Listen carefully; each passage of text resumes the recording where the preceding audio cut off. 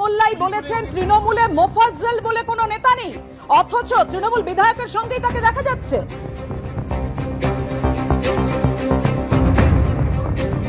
আমি অতটা দেখিনি, আমি নিজেই মানে খুব বিভৎস অবস্থা, মানে ভাইরাল হয়েছে যে ভিডিও আপনারা দেখতে পাচ্ছেন, শওকত মোল্লার পেছনেই দেখা যাচ্ছে একদম মোফাজ্জল মোল্লা। এখনো পর্যন্ত আমি অতটা দেখিনি, আমি নিজেই যে ভাইরাল হয়েছে যে ভিডিওটা, তাতে একদম স্পষ্ট যে এই মোফাজ্জল যাকে পুলিশ ইতিমধ্যেই গ্রেফতার করেছে, একদম দেখা যাচ্ছে শওকত মোল্লার পেছনে। কিন্তু শওকত মোল্লা বলছেন তিনি ছিলেনই না ঘটনাস্থলে এবং তিনি তৃণমূলেরই নেতাই নন।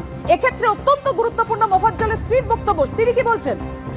একেবারে পাপিয়া, তোমাকে বলে রাখি এই খুনের ঘটনায় কিন্তু শওকত মোল্লার সঙ্গে যখন আমরা ফোনে যোগাযোগ করি, যে এই খুনের ঘটনার 3 দিনের মাথায় উত্তর কাশীপুর থানার পুলিশ যখন গ্রেফতার করলো এক ব্যক্তিকে যার নাম মোফাজ্জল মোল্লা, এবং তার পরিচয় কি জানা গেল, সে তৃণমূলেরই আরেকজন নেতা, সেও কিন্তু চালতাবেড়িয়া অঞ্চলের নেতা, সেও